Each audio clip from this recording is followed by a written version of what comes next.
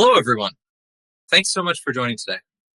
If you're here from another company that's operating at hyperscale, if you're rethinking your existing mobile stacks architecture, or if you're considering building your own network stack, I'm excited to be able to share with you our journey of completely rebuilding ours.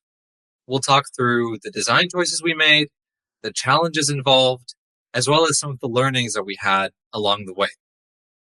First, some context. Meta's story over the last decade is one of hypergrowth. People around the world used Facebook, Instagram, Messenger, and WhatsApp to connect with their loved ones at an unprecedented scale. Meta's products grew from serving 1 billion monthly active users in 2012 to over 4 billion in 2023.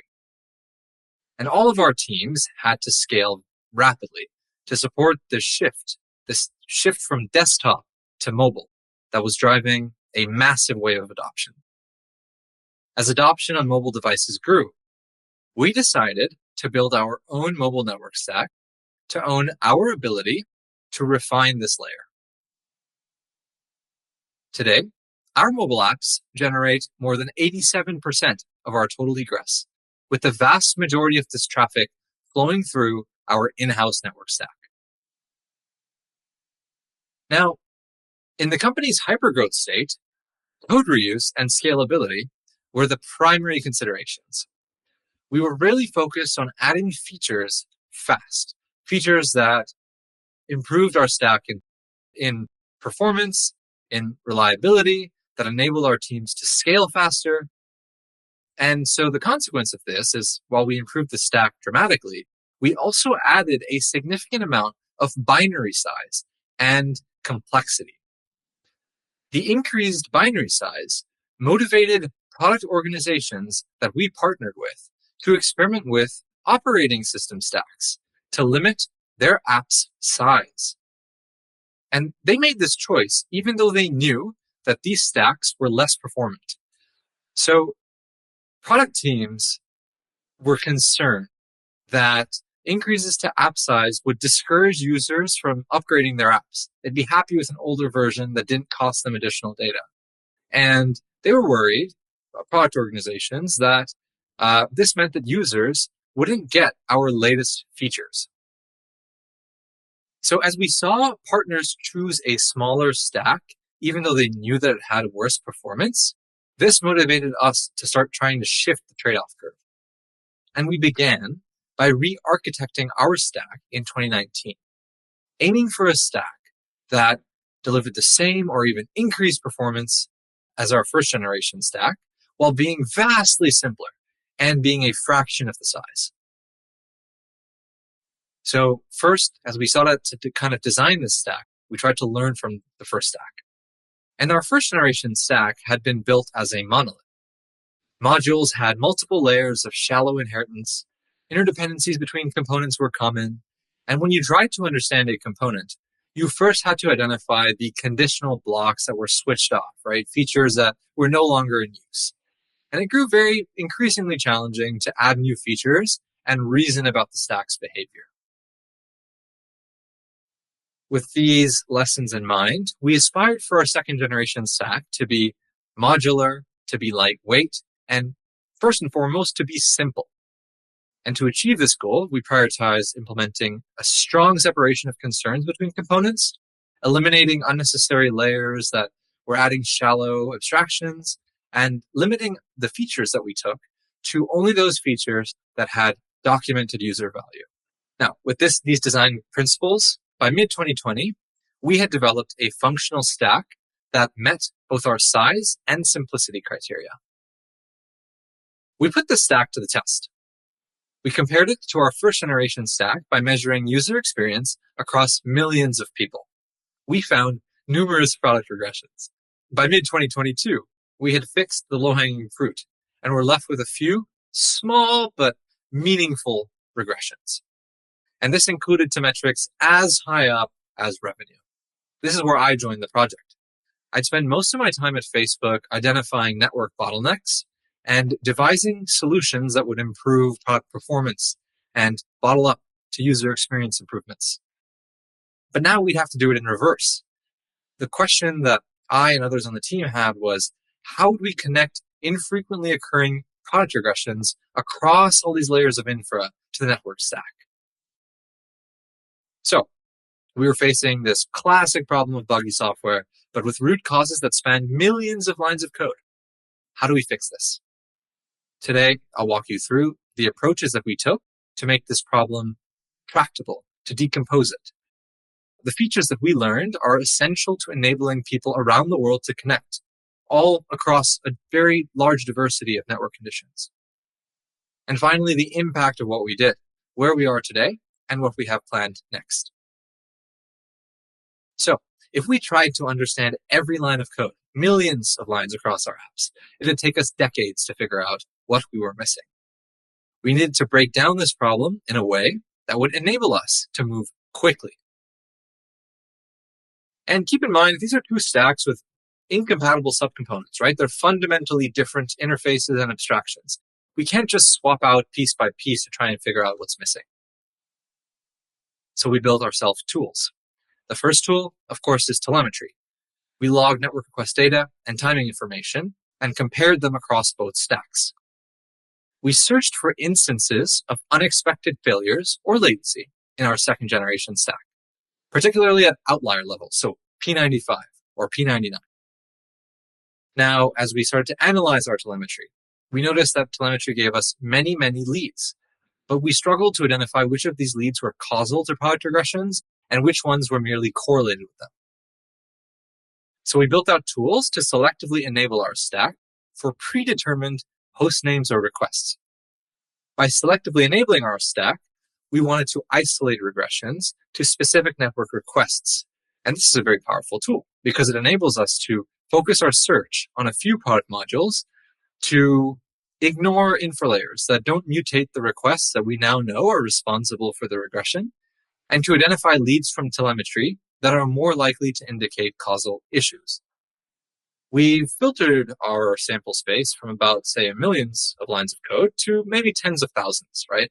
Which is actually tractable to try to comprehend. Now, keep in mind that for each piece of instrumentation we add, every bisect that we run, the code for the feature needs to first go through App Store review, then be released, then adopted by users, and then finally used for enough time that we actually get reliable data. And this process can take weeks.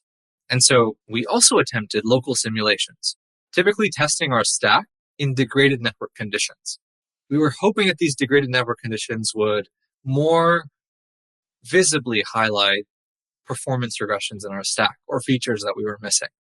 And in some cases where we were actually able to locally reproduce a regression, this reduced our space much further, from tens of thousands of lines of code to just a few hundred. So, armed with these problem-solving tools, what regressions were we actually able to solve and what were the features that mattered? We'll cover a few examples of some regressions that we faced, the features that were impactful for them, and this spans both core network stack layers as well as infra between network stack and product. So first, let's cover these infra layers. One of the first regressions that we fixed was one involving blurry uploads. So we consistently observed that our second generation stack would upload blurrier videos. While our first thought was that this was due to slower upload speed, our telemetry actually showed us that this was not the case. Our second generation stack was actually faster to upload than the first generation stack. So to clean up noise and focus the problem, we employed a bisect. And this showed us that the transcoder's selected upload quality was consistently lower. The transcoder module is the one that actually decides what quality a video will be transcoded to, regardless if the original quality was uploaded at, and then this quality is what will ultimately go over the network to our backend. We attempted a local reproduction, and we noticed that bandwidth estimation was partially broken. We dug into it, and the root cause was that we were missing a callback that we thought was purely responsible for debugging, purely for logging, that was present in our first generation stack, but which we had not ported into our second generation. This callback turned out to be the critical input for bandwidth estimation on some of the apps. And this bandwidth estimate would ultimately, of course, be forwarded to the transcoder, which would then pass that to a quality selector and use that to actually decide the right quality to upload at. When we ported this callback, we fixed bandwidth estimation and we restored upload quality. Next, we investigated an upload reliability regression. This time, the bisect isolated the regression to the upload segment request. Now, an upload consists of multiple requests, some of which are oriented around determining the right quality to upload at, some of which are logging related, some of which pre-warm our backend. We noticed that the regression was focused on these actual upload segments, that is, actual contents of the video that are being uploaded to the server, and specifically in low bandwidth conditions. When we attempted a local reproduction, we noticed a small detail, completely unrelated to core networking. It's the progress indicators, right? Purely visual, nothing to do with networking.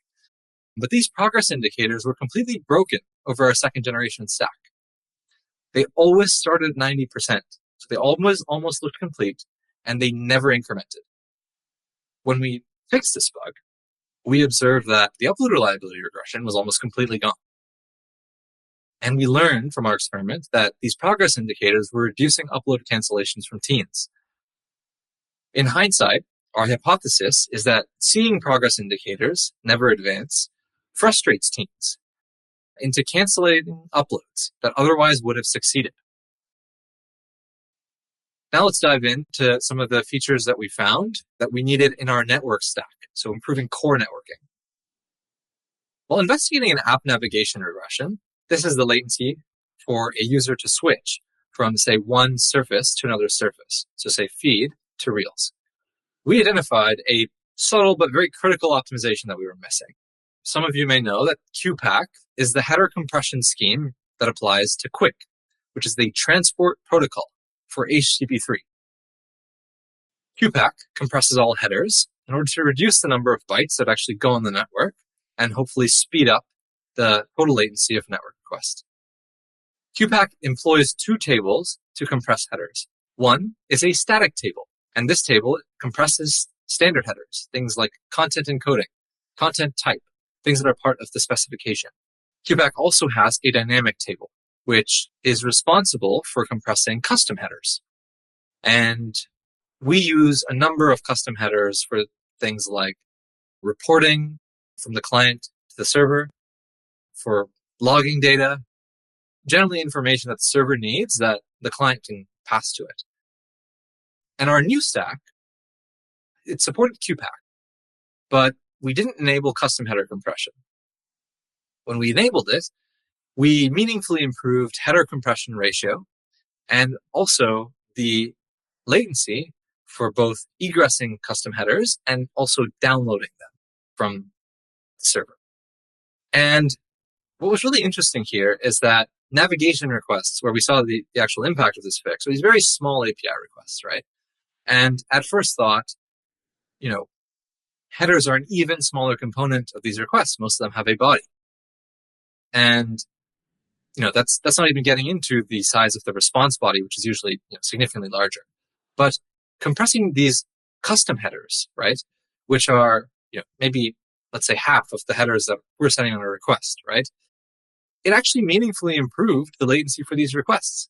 So reducing the bytes that you're sending out of your headers, while you might not be prioritizing it relative to, say, some of the other opportunities that you have, it is actually possible to have significant latency improvements for API requests that perhaps are related to navigation for you or other interactions in the app.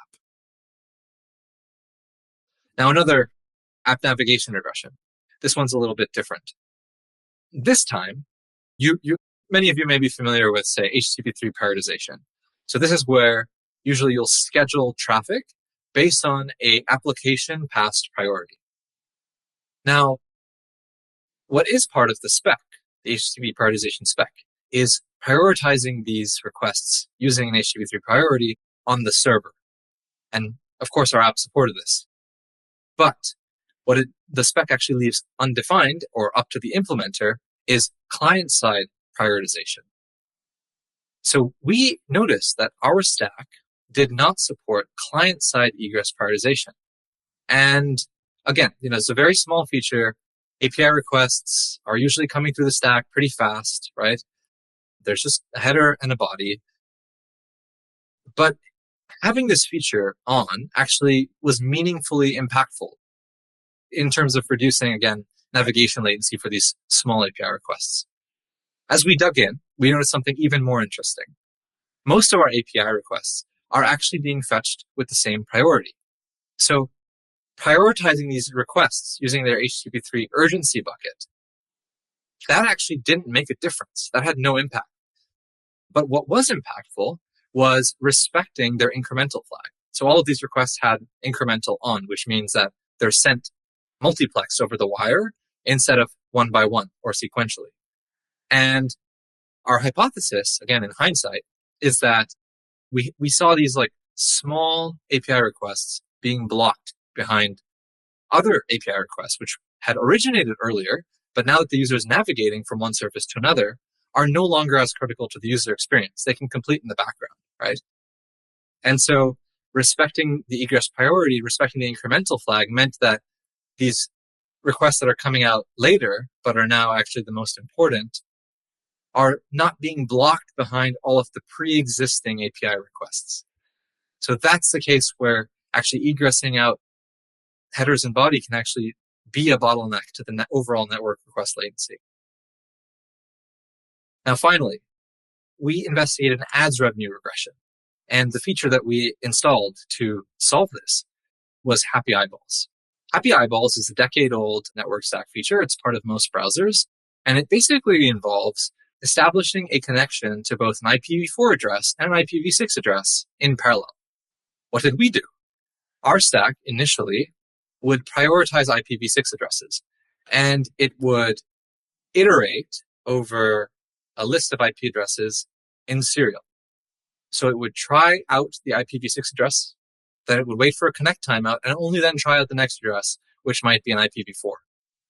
Now, in networks where IPv6 is blocked, this is a huge problem because for users, you are spending maybe 30 seconds waiting for your request to attempt a connection, fail, and then try again, right? And this is a really poor user experience. Like you just don't want to. Your app appears basically bricked for 30 seconds, right? And so we learned that a meaningful population of the world that uses Instagram still is doing so from networks on which IPv6 is blocked. And so we, of course, had to support that. Now, a little bit of an aside, something that was interesting for us is that we initially implemented Happy Eyeballs in both Quick and TCP. And we ended up actually removing it from Quick. Now, the rationale for that, our first initial rationale for porting onto both was that, we want to have Happy Eyeball support on both transport protocol stacks that may be selected. And what we realized, though, was that Happy Eyeballs is really solving this case of IPv6 blocking. And if Quick is blocked, if UDP is blocked, right, then we are going to fall back to TCP. So we really only need to have support for this fallback case in one path. And we can remove that complexity from the Quick path. And, we did that to kind of keep our stack simple and make sure that we weren't increasing its complexity over time with features that maybe were not the biggest value adds. So, what have we shipped? Where are we? And what's next? Today, our stack is shipped across both Instagram apps. It's used by over 2 billion monthly actives. We met our binary size and simplicity criteria to the point where product organizations that previously would have not ever considered using our stack are now considering using it. And along the way, on the apps where we launched, we've created significant improvements in revenue, in engagement, in app performance, and efficiency, so usage of our backend infrastructure. And we've got more to do. We plan to integrate our stack into Facebook, into Messenger, and the rest of Meta's products and services. We also plan to integrate our in-house Quick stack. We started with NGHTTP3 and NGTCP2, two open source components. And now we're moving to our in-house stack to improve our control over this critical quick layer. So, what were we able to cover today? First, how to actually design a network stack at scale, right? What criteria might you consider? I hope we've given you some food for thought. Second, when you iterate on, or maybe even completely overhaul your network stack, you will affect a large number of upstream components. How do you even decompose that problem? And finally, what features actually matter in a network stack that is aimed at connecting billions of people around the world? People are connecting from so many different conditions, and we need to support them all. And I hope that you can take away some features that we found that were absolutely critical, but were not, our first thoughts in terms of what actually mattered. We're going to have a live Q&A, but if you have questions or are curious about the problems that we solve at Meta, please reach out. You can reach me on email or on Facebook. Thank you so much.